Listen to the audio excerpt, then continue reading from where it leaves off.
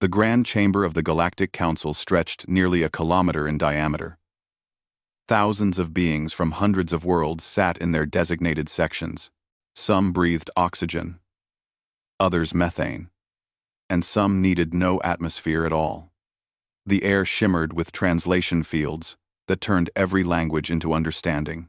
Ambassador Kelrick of the Vrin Collective stood at his podium. His blue skin reflected the lights from the massive holographic display above. He was arguing about mining rights in the Pelor sector, waving his forearms dramatically as he spoke. "The Korath have no claim to those asteroids," Kelrick declared. His voice carried authority from 3 centuries of diplomatic service. "They already control 12 resource-rich systems in that region." Across the chamber, Ambassador Thornick of the Korath Dominion rose to his full 3-meter height. His scaled face showed irritation. "The Vrin speak of fairness while hoarding technology. You share nothing with smaller species." The debate continued for hours, as it always did.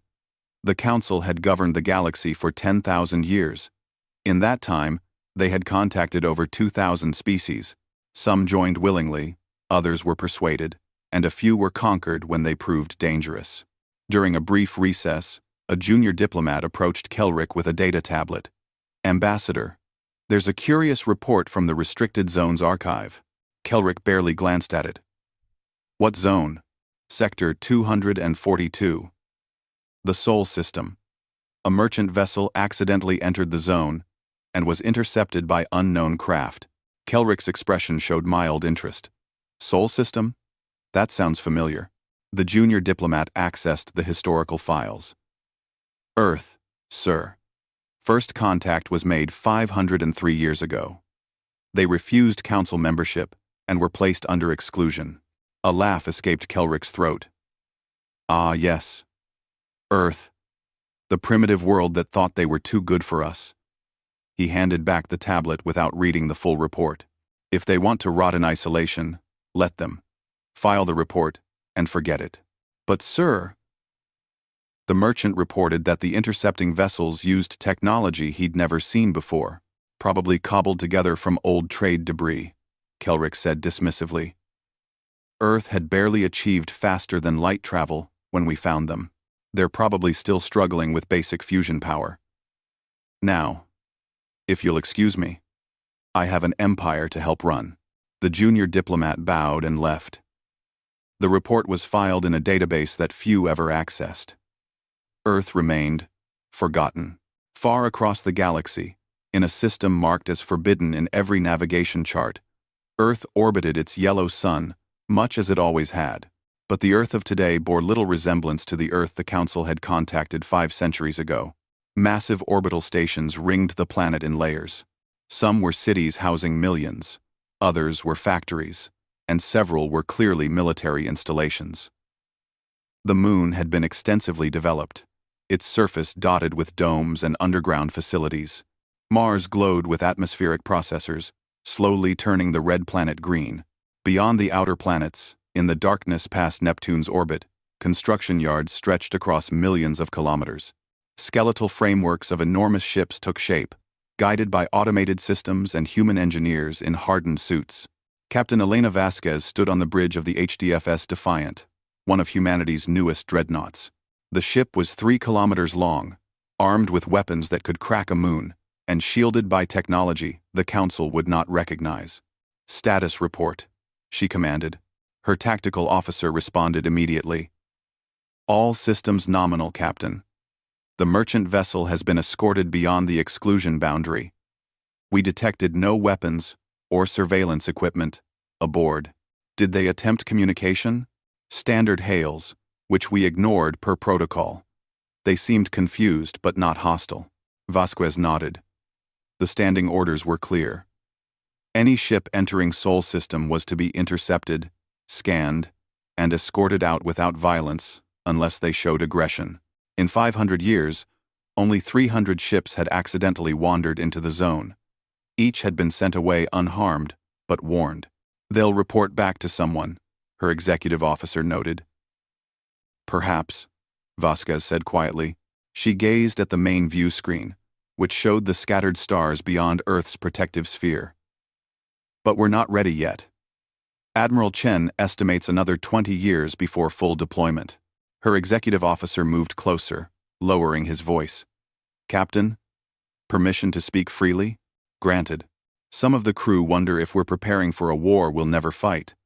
The Council hasn't bothered us in half a millennium. Maybe they'll leave us alone forever. Vasquez turned to face him. Her dark eyes held the weight of knowledge few possessed. The Council isn't evil, Commander, but it's corrupt, bureaucratic, and dominated by empires that care only for power. We've been watching them through our intelligence network. We've seen what they do to species that can't defend themselves. She gestured to a secondary screen that displayed galactic news feeds, translated and analyzed by Earth's vast computer networks. 3 wars in the past century alone.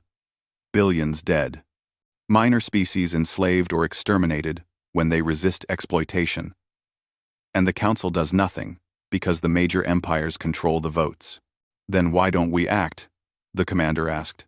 Because we're still not strong enough, Vasquez admitted. And because once we reveal ourselves, there's no going back. Earth will either become a major power or a target for destruction. High Command wants to be absolutely certain we can survive the latter. An alert chimed softly. The communications officer called out, Captain, priority message from Earth Defense Directorate. Admiral Chen is convening the fleet commanders. Tell them I'll be there. Vasquez replied. She took one last look at the stars beyond her ship, wondering not for the first time if humanity's long isolation was about to end. In the council chambers, the session resumed. Kelrick returned to debating asteroid mining rights. Earth wasn't mentioned again. The galaxy continued spinning. Empires plotted and schemed, and in the forgotten corners, lesser species suffered. None of them knew that humanity was watching. None of them suspected that in the cold darkness between the stars, a fleet beyond their imagination was taking shape. The time for Earth's silence was running out. The border between the Vryn Collective and the Korath Dominion had always been tense. For 200 years, both empires maintained an uneasy peace, trading insults and accusations but never quite crossing into open warfare. That changed when survey teams from both sides discovered the Tertian cluster. The cluster contained 7 star systems packed with rare minerals, including viridium, which was essential for advanced power systems. Both empires claimed historical rights to the territory. Neither would back down. The first shots were fired near a mining platform in the outer system of Tertian Prime. A Korath patrol accused Vryn miners of trespassing. The Vryn refused to leave. Warning shots became real shots, and within hours, reinforcements from both sides poured into the system. Ambassador Kelrick addressed the council with fury in his voice. The Korath have committed an act of war. They destroyed a civilian mining station, killing 300 workers. Ambassador Thorneck's response was equally heated. Lies. The Vryn fired first. Our patrol ship was merely defending itself against aggression. The Sethari Confederacy, the third major power, watched with calculating eyes. Their representative, Counselor Scythia, stood with a fluid grace that marked her species. Perhaps both empires should withdraw until the council determines rightful ownership. The Sethari have no stake in this, Kelrick snapped. This dispute is between the Vryn and Korath. Scythia's smile was cold. Everything that affects galactic stability affects the Sethari. But if you wish to tear each other apart, we will simply ensure the debris doesn't fall on our territory. What neither the Vryn nor Korath realized was that the Sethari had already sent covert mining operations into the cluster. While the two empires fought, the Confederacy was quietly claiming the richest deposits for themselves. Within 3 months, the border skirmish became a full war. Fleets numbering in the thousands clashed across a dozen systems. Planetary bombardments rendered 2 worlds uninhabitable. Civilian casualties climbed into the millions, then tens of millions. The Council called for peace talks, but none of the empires would attend without preconditions the others refused to meet. The smaller species on the Council pleaded for intervention. but they lacked the votes to force action. The galaxy watched as its greatest powers bled each other. The Korath Dominion, suffering heavier losses than expected, made a desperate decision. They began conscripting soldiers from the minor species within their territory. Species that had joined the council seeking protection now found their young people forced into uniforms and sent to die on the front lines. On the planet Velis, home to a peaceful species called the Pelians, families watched in horror as Korath soldiers rounded up their children. The Pelians had no military tradition. They were farmers, artists, and philosophers. But the Korath needed bodies to fill their decimated ranks. Elder Korvan, a Pelian community leader, transmitted a desperate plea to the council. We joined the galactic community because we were promised safety and prosperity. Now our children are being taken to fight in a war that isn't theirs. Please, someone, help us. The message reached the council. It was noted in the records and filed away. The major powers were too busy fighting to care about the Pelians. The minor species lacked the power to help. But the message reached other ears as well. On Earth, in the deep underground facility that housed the High Command, Admiral Marcus Chen watched the transmission. His weathered face showed the anger he felt. Around the conference table sat the commanders of Earth's 9 fleets, each representing over 2,000 warships. How many more? Admiral Sarah Okonkwo asked quietly. She commanded the 7th Fleet. How many more species have to suffer before we act? We always knew this day might come, said Admiral Ryu Takahashi. His first fleet was the oldest and most experienced. The question is whether we're ready. Admiral Chen pulled up a holographic display showing the galaxy. Red zones marked the areas of active fighting. Yellow zones showed regions destabilized by the war. Green zones, where peace still held, were shrinking. Our intelligence network reports that all 3 empires are now involved, Chen said. The Sethari have revealed their claim to the Tertian cluster. What started as a border dispute is becoming a 3-way war for dominance. And if we reveal ourselves now? Asked Admiral James Morrison, commander of the defensive 2nd Fleet. We become either a 4th combatant or a target for all 3, Chen replied. But if we wait much longer, the galaxy may tear itself apart. The civilian casualties are already catastrophic. Captain Vasquez, who had been summoned to the meeting as a fleet commander candidate, spoke up. Sir, what about the exclusion zone? If fighting spreads towards Sol System, we'll have no choice but to act. The fighting is still far from our borders, Chen acknowledged. But you're right. We need to prepare for emergence. The debate continued for hours. Some admirals argued for immediate intervention. Others counseled patience. All of them felt the weight of the decision. For 500 years, humanity had remained hidden, building strength in secret. Once they revealed themselves, there would be no going back. Finally, Chen made the decision. We'll move the 3rd, 5th, and 7th fleets to the void staging areas near the combat zones. We won't reveal ourselves yet, but we'll be in position to act if necessary. Continue monitoring all communications. If we see evidence of genocide or weapons of mass destruction, we intervene immediately. The admirals nodded. Orders went out across the Sol System and beyond, into the dark spaces where humanity's fleets waited in silence. Across the galaxy, the war intensified. The Battle of Keller's Reach saw 8,000 ships from all 3 empires clash in a fighting retreat that lasted for 3 days. A Sethari dreadnought was destroyed, taking 12,000 crew with it. The Vryn lost an entire battle group. The Korath committed 3 more species to forced conscription. In the neutral colony of Haven Station, refugees from a dozen species crowded into a facility meant for thousands but now holding tens of thousands. The station administrator sent out desperate calls for evacuation ships. But the fighting made travel dangerous. No one answered his pleas. Then, in the depths of space, sensors across multiple systems began detecting something strange. Gravitic distortions appeared in the void. The empty darkness between the spiral arms. Ships didn't travel through the void. There was nothing there. No stars to navigate by. No fuel to harvest. Yet something was moving through it. Something massive. A Vryn sensor station operator stared at her readings in confusion. I'm detecting gravitational wakes, but there's nothing on visual or electromagnetic. It's like ghost ships. Her supervisor checked the equipment. Probably interference from the fighting. Log it and forget it. But the readings didn't stop. They grew stronger, and they were moving toward the war zone. On Earth, Admiral Chen received the final reports. The Third Fleet had reached its staging position, 753 light-years from Earth. Hidden in the absolute darkness of the void, 2,000 human dreadnoughts waited for the order to emerge. Sir, his aide said quietly, are we really going to do this? Chen looked at the star charts, at the red zones of war, at the casualty estimates, climbing by the hour.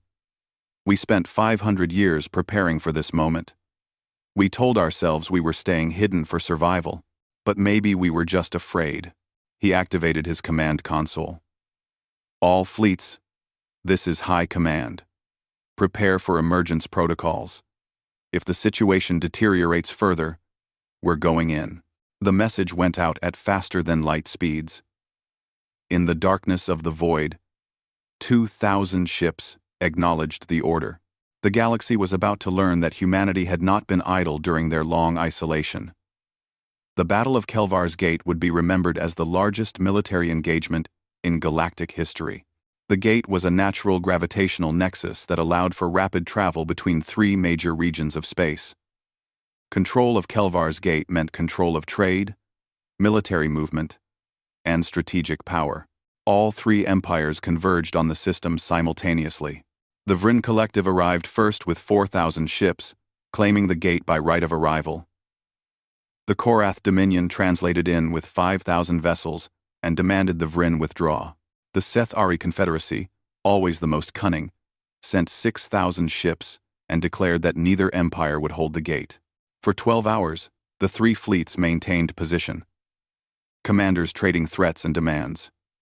Then, a Korath destroyer captain, young and nervous, misread a sensor contact. He believed a Vryn ship was locking weapons on his vessel. He fired. That single missile started a war that would reshape the galaxy. Within seconds, 15,000 warships opened fire on each other. Energy beams that could boil oceans crossed the void. Missiles trailing fusion fire spiraled through three-dimensional space. Point defense systems created storms of metal and light. Ships exploded in silent fury, their crews dying by the thousands. The battle had no front line, no clear sides. It was chaos. Vryn ships fought Korath and Seth-Ari vessels. The Seth-Ari targeted anything that moved.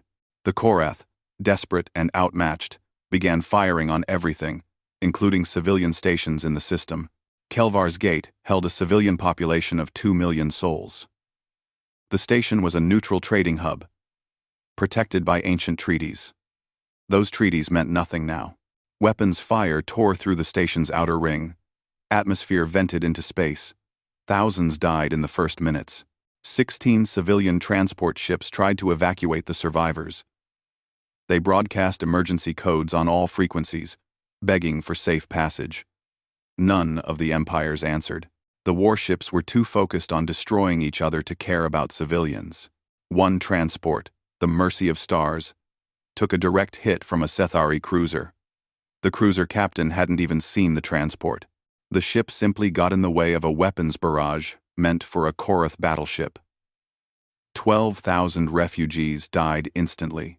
On the bridge of the Vryn flagship Eternal Glory, Admiral Kelrick watched the carnage with growing horror.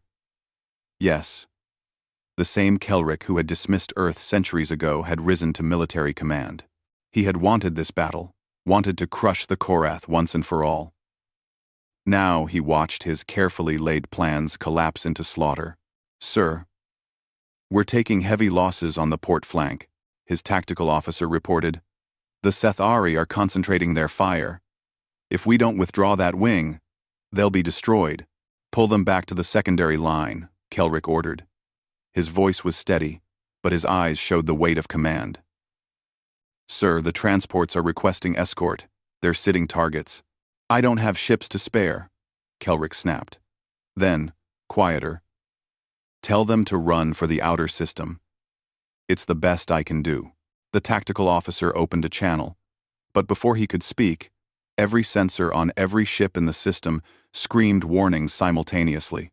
Massive gravitic distortions appeared at the edge of the system. The readings were unlike anything in the galactic database. It was as if space itself was tearing open. Then they appeared. 2,000 ships emerged from the void like giants rising from the deep. They were enormous, each one between 2 and 4 kilometers long. Their design was angular and aggressive, covered in armor plating that seemed to drink in light. Weapons emplacements dotted every surface, and on each hull, painted in a dozen languages including those of the 3 empires, was a simple designation: Human Defense Fleet. On every ship in the battle, combat operations stuttered to a halt. Captains and admirals stared at their screens in disbelief. Sensor operators triple-checked their readings. The impossible was happening. Earth. The forgotten world. The primitive planet that had rejected the Council 5 centuries ago. They had arrived with a fleet that rivaled any single empire. Admiral Chen stood on the bridge of his flagship, the HDFS Unconquerable.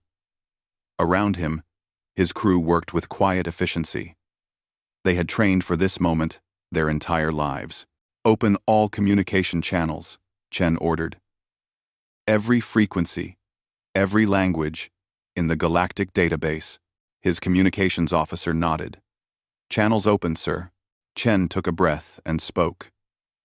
His words were translated instantly into thousands of languages and broadcast across the entire system.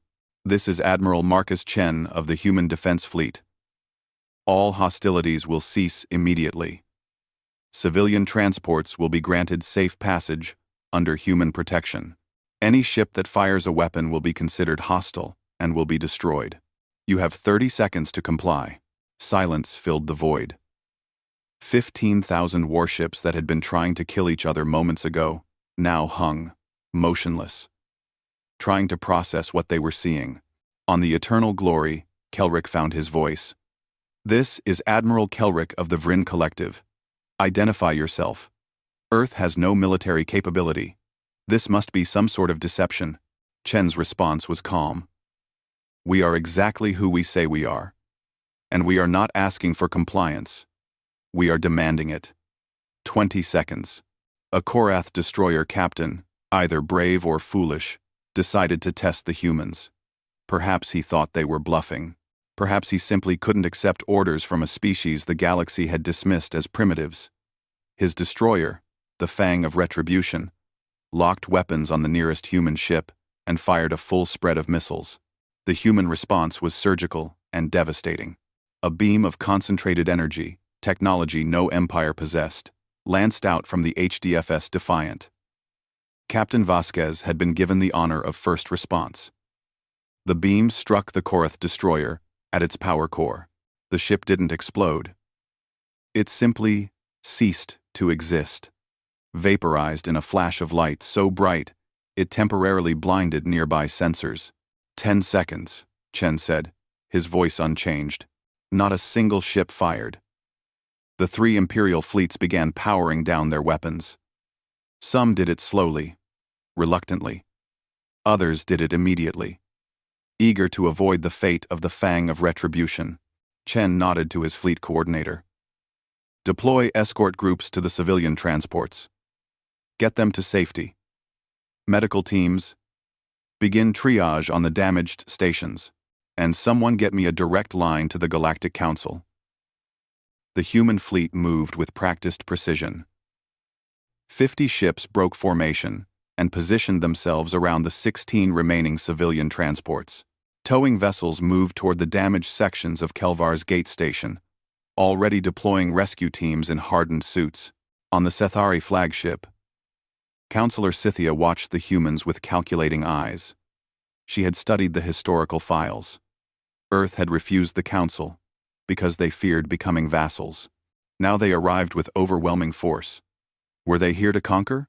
On the Korath command ship, Grand Admiral Thorvax clenched his claws in frustration. The humans had humiliated them. Worse, they had shown mercy to the civilians, making the empires look like butchers by comparison. And on the Eternal Glory, Kelric stared at the human fleet with a growing sense of dread. He had dismissed Earth as irrelevant. He had filed away reports of their capabilities. Now that mistake had returned to haunt the entire galaxy. "Get me the historical files on Earth," he ordered.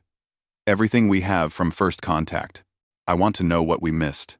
As his staff scrambled to comply, Kelric watched the human ships continue their rescue operations. They weren't conquering. They weren't demanding tribute. They were saving lives. What had Earth become during 500 years of silence? Admiral Chen stood quietly on his bridge, watching the chaos of the battle fade into uncertain peace. This was only the beginning. The hard part would come next, when humanity had to explain themselves to a galaxy that had forgotten they existed. "Send the message to Earth," he ordered. "Tell High Command that First Contact, Part 2, has begun." The emergency session of the Galactic Council convened 6 hours after the Battle of Kelvar's Gate ended. It was held through quantum communication links rather than in person. No one wanted to leave their command centers while human warships maintained position throughout the system. The chamber, though virtual, was packed. Representatives from over 1,000 species appeared as holographic projections. The 3 major empires sat in their traditional positions of prominence, but their ambassadors looked shaken. Chancellor Morvex, an elderly Thelian who had led the council for 40 years, called for order. His translator gave his reedy voice a tone of authority. "This session will address the emergence of Earth forces at Kelvar's Gate. Ambassador Kelric, you have studied the historical files. Please brief the council." Kelric stood, and for the first time in his 300-year career, he looked uncertain. 503 years ago, Earth was contacted by Council explorers. They had just achieved faster-than-light travel using a crude but functional drive system. "We offered them membership, technology sharing, and protection." He paused, calling up historical documents that floated in holographic space. "Earth's government reviewed our offer for 6 months. Then, they refused. Their stated reason was concern about sovereignty and the terms of membership. We classified them as a failed contact and placed their system under exclusion." The file was closed. I reported, "We file substreep. We file Mensiki. We file substreep, and now they arrive with a military force that rivals our own?" Ambassador Thornek of the Korath demanded. "How is this possible? They were barely capable of interstellar flight." "That's what troubles me," Kelric admitted. "Either they developed extremely fast in isolation, or we severely underestimated their capabilities from the beginning." Counselor Scythia of the Sethari leaned forward. "Or they had help. Perhaps another species gave them technology in violation of Council law." "We should destroy them as an example," Thornek growled. "They interfered in imperial matters. That cannot be tolerated." The representatives of minor species, usually quiet during council sessions, erupted in protest. Delegate Corvan of the Pelians, the species the Korath had conscripted, spoke with surprising force. "The humans saved civilian lives while our 3 great empires slaughtered each other. Perhaps we should listen to what they have to say before threatening them." "The Pelians have no voice in military matters," Thornek snapped. "Then perhaps it's time we did," Corvan replied. Before the argument could escalate, a new hologram appeared in the center of the chamber. It was a human woman in a dark blue uniform. Her presence was calm and confident. "I am Captain Elena Vasquez of the Human Defense Fleet. I've been authorized to speak on behalf of Earth and Admiral Chen. Thank you for accepting our communication request." The chamber fell silent. This was the first time most of them had seen a human in 5 centuries. She looked remarkably similar to several other species. Bilateral symmetry, with 2 arms and legs. Nothing about her appearance suggested the terrifying power her fleet had just demonstrated. Chancellor Morvex recovered first. Captain Vasquez, Earth's sudden appearance has caused considerable concern. We require an explanation for your military capabilities and your interference at Kelvar's gate. Of course, Vasquez replied. She touched a control, and new holographic displays appeared throughout the chamber. 500 years ago, Earth rejected Council membership. Our reasons were diplomatic and recorded in your files. But we didn't reject the galaxy itself. She brought up images of Earth's solar system showing massive development. Orbital stations, terraformed planets, shipyards in the outer darkness. The Council members stared in shock. We spent 5 centuries developing our civilization in isolation, but we weren't blind. We maintained observation posts at the edge of Council space. We monitored communications. We studied your cultures, your technologies, your politics. You spied on us? Kelrick asked, outraged. We gathered intelligence, Vasquez corrected. The same thing every empire here does to each other. The difference is, we did it without trying to influence or interfere. We simply watched and learned. New images appeared. These ones more disturbing. Recordings of forced conscriptions, strip-mined worlds, species enslaved for labor, war crimes committed during the current conflict. The Council members shifted uncomfortably. We watched the galaxy for 500 years, Vasquez continued, her voice harder now. We saw beauty and achievement. We saw species working together to solve problems. But we also saw this: empires that claim to represent civilization while grinding smaller species under their boots. A council that talks about peace while allowing the strong to devour the weak. How dare you judge us, Thornek roared. You who hid in the darkness while we built galactic civilization. You're right, Vasquez said, surprising him. We did hide.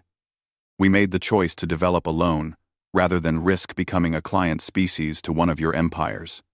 But hiding doesn't mean we didn't see, and what we saw was exactly what our analysts predicted 5 centuries ago. The Council is not a democracy. It's an empire's club, and the small species are just pawns. Delegate Corvin stood again. Captain Vasquez, you mentioned that human forces saved civilians at Kelvar's gate. Why did you intervene? Vasquez's expression softened slightly. Because we couldn't watch anymore. For 500 years, we told ourselves that isolation was necessary for survival. We convinced ourselves that the galaxy's problems weren't our responsibility. But when we saw civilian transports being ignored while empires fought for dominance, we realized that silence makes you complicit.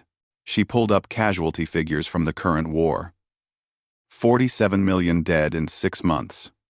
12 species forced into conscription. 3 planets rendered uninhabitable. And the Council did nothing because the major empires control the votes and won't allow intervention. Chancellor Morvex looked tired. Captain Vasquez, the Council operates on consensus. We cannot act without agreement from the major powers. Then your system is broken. Vasquez replied bluntly. And that's why humanity is presenting the following terms. To end this war. New documents appeared in everyone's displays. Thornek read them and immediately stood in fury.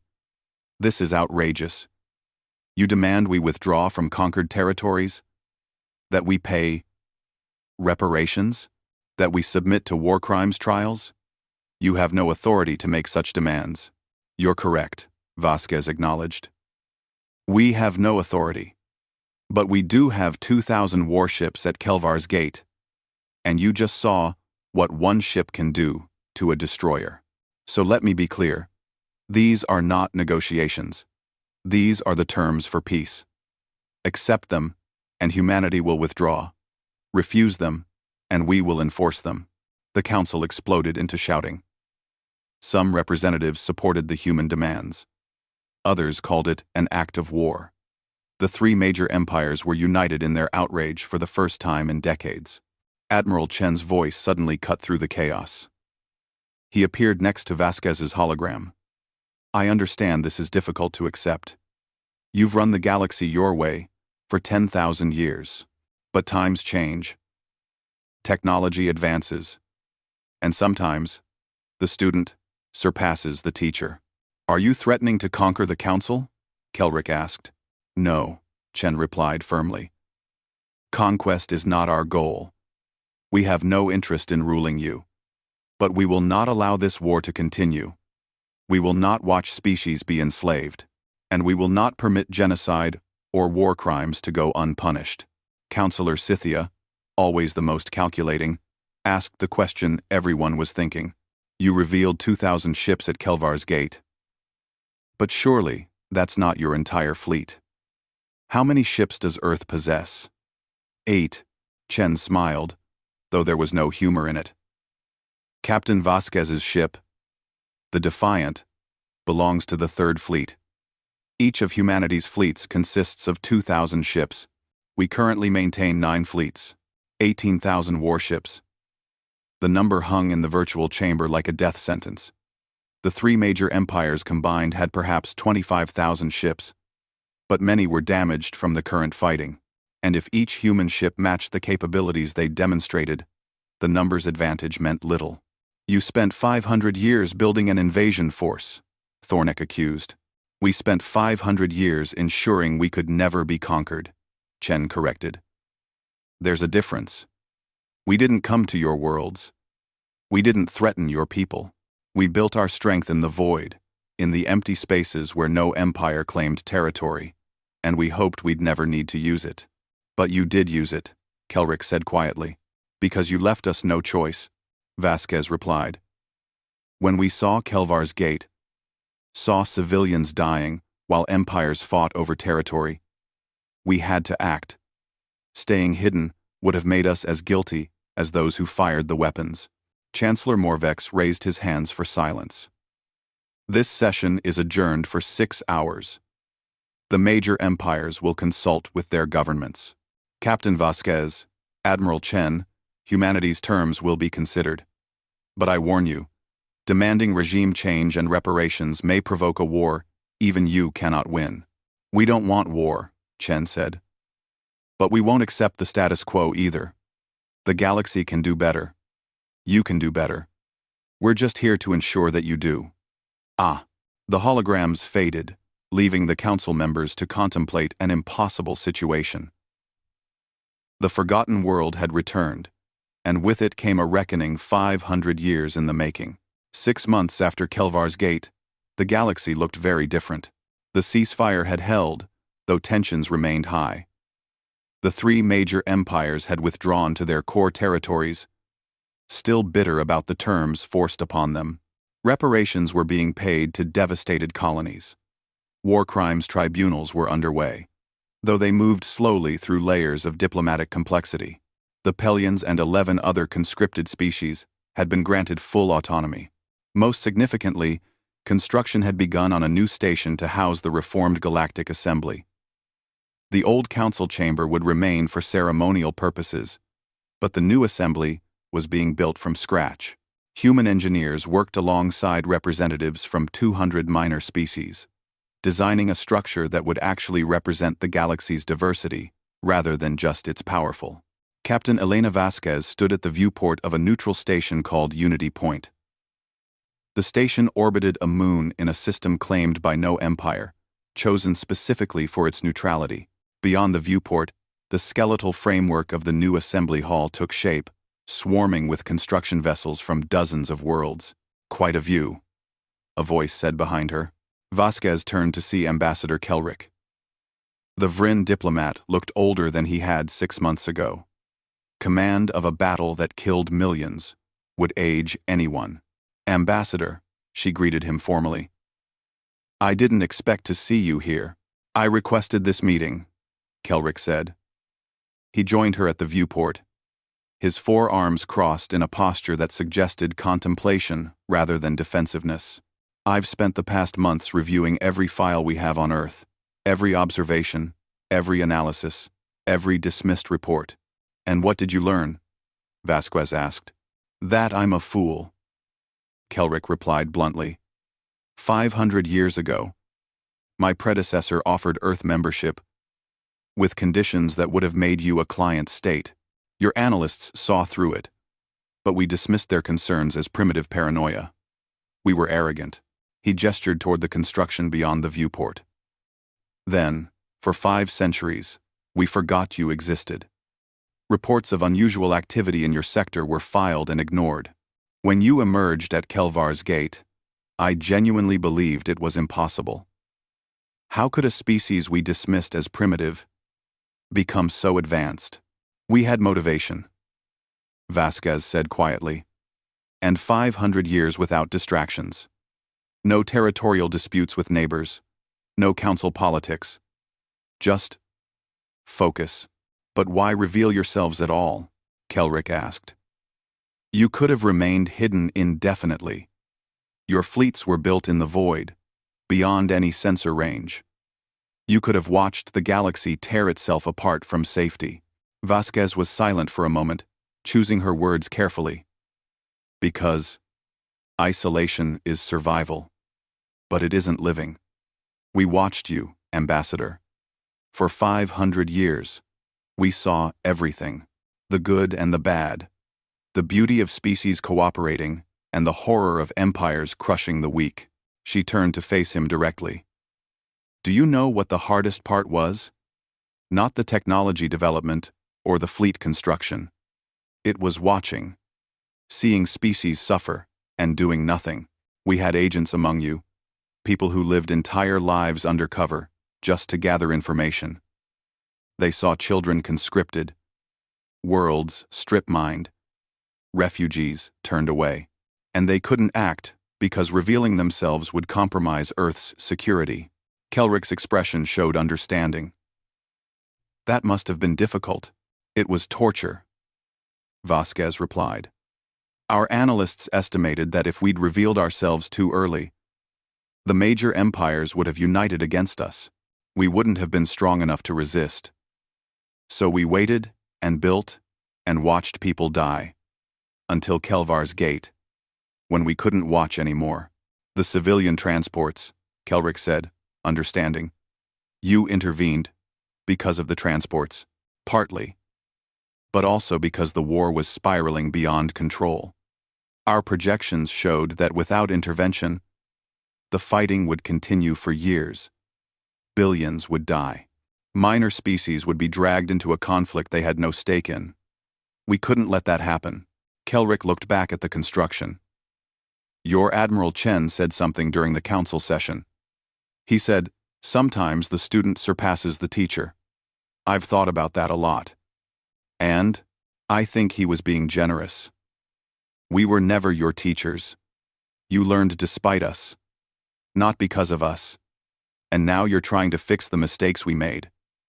He paused. Why? You have the military power to simply dictate terms. Why are you working with us? To build this new assembly. Why not just take control? Vasquez smiled slightly. Because we learned from watching you. We saw what happens when empires rule through force. It creates resentment, rebellion, endless conflict. We don't want to rule the galaxy. We want the galaxy to rule itself. Properly. This time. Noble words, Kelrick said, but there was no sarcasm in his voice. I hope you mean them. Time will tell. Vasquez acknowledged. But we're committed to trying. An alert chimed on Vasquez's wrist communicator. Excuse me, Ambassador. I'm needed at a briefing. She left Kelrick at the viewport and made her way to a secure conference room. Inside, Admiral Chen was already waiting via holographic projection, along with several other human officers and, surprisingly, representatives from the Pelion, Thelion, and a dozen other minor species. Thank you for coming, Chen said. I wanted to update everyone on a discovery our intelligence network has made. He pulled up a galactic map. For the past 500 years, humanity has maintained a network of agents among the galactic population. Most people know this by now, but what you don't know is the scale of that network. New data points appeared across the map, Thousands of them. We had people everywhere. On the council. In imperial governments. On merchant vessels. Research stations. Military installations. We weren't just gathering strategic intelligence. We were making connections, building relationships, helping where we could, without revealing ourselves. Delegate Corvan of the Pelions leaned forward. What kind of help? Small things, Chen replied. Warnings about corrupt officials. Anonymous tips that prevented disasters. Resources delivered to struggling colonies with no explanation. We couldn't act openly. But we did what we could in the shadows. A Thelian representative spoke up. The relief at Thelios. 20 years ago, our colony was facing starvation when supply ships were delayed. Anonymous donors provided enough food to sustain us until official help arrived. That was you? Chen nodded. That was us. And there are hundreds of similar incidents. Our agents saw suffering and found ways to help without compromising their covers. They were the galaxy's silent observers, and many of them became genuinely attached to the people they lived among. So what happens to them now? Corvan asked. Now that Earth has revealed itself? That's why we're having this meeting, Vasquez said. Many of our agents are choosing to reveal themselves. They want to step forward and help build connections between Earth and the rest of the galaxy. But we wanted to do this properly, with your knowledge and consent. Over the next hour, they discussed the intelligence network, the ethics of espionage, and the future of human integration into galactic society. It was complicated and sometimes uncomfortable, but it was honest. Later, Vasquez found herself back at the viewport, watching the new assembly hall take shape. The framework was nearly complete now. Within a few months, representatives from across the galaxy would meet there for the first time. Not just ambassadors from powerful empires, but delegates from every species. Each with an equal voice. Admiral Chen joined her, his hologram appearing beside her. Second thoughts? He asked. Always, Vasquez admitted. We've changed the galaxy in 6 months. But change creates chaos. Some species see us as saviors. Others see us as conquerors, who haven't conquered yet. The 3 empires are only complying because we have more guns. True. Chen agreed. But they are complying. The forced conscriptions have ended. The war crimes trials are proceeding. And look at that. He gestured to the assembly hall construction. 200 species working together on a shared project. When was the last time the galaxy saw that? 2. Never, according to historical records, Vasquez said. But what happens when we pull back? We can't patrol the galaxy forever. We won't have to, Chen replied. We're not trying to enforce peace through military power. We're trying to create a system where peace is the logical choice, where cooperation benefits everyone more than conflict, where minor species have a voice to oppose exploitation. And if it fails? Chen was quiet for a moment. Then, at least we tried. But I don't think it will fail. I've seen the proposals coming from the new assembly planning committees. Species that would never have spoken to each other before are now working together. That's not happening because we forced it. It's happening because people want it. 3 months later, the reformed Galactic Assembly held its first official session. The chamber was enormous, with seating for representatives from over 2,000 species. Some were major powers with hundreds of worlds. Others were single-planet civilizations just beginning to explore space. In the new assembly, each had 1 vote. Admiral Chen had been asked to speak at the opening ceremony. He stood at the central podium, aware that billions across the galaxy were watching. 500 years ago, Earth rejected membership in the Galactic Council. We were afraid of losing our independence, of becoming just another client species in someone else's empire. So, we chose isolation. He paused, looking around the chamber. That isolation kept us safe, but it came at a cost. We watched the galaxy from the shadows, saw both its wonders and its failures, and did nothing. We told ourselves it wasn't our responsibility. Then came Kelvar's Gate, When we saw civilians dying while empires fought for territory, we realized that isolation had made us complicit. Safety without purpose is just existence, not life. He gestured to the assembled delegates. We don't claim to be heroes. We're not here to rule or dictate. We simply decided that we couldn't watch anymore. The galaxy deserves better than endless cycles of war and exploitation. You deserve better. So here's what humanity offers: our knowledge, our strength, and our commitment to a galaxy where every species, whether they command 1,000 worlds or just one, has a voice, where power is balanced by responsibility, where the strong protect the weak, rather than prey upon them. Chen's voice grew stronger. This won't be easy. Old habits die hard, and there are those who prefer the old system, where might made right. But together, all of us in this chamber, we can build something better. Not a perfect galaxy, but a fairer one. He stepped back from the podium. Humanity spent 500 years preparing to emerge.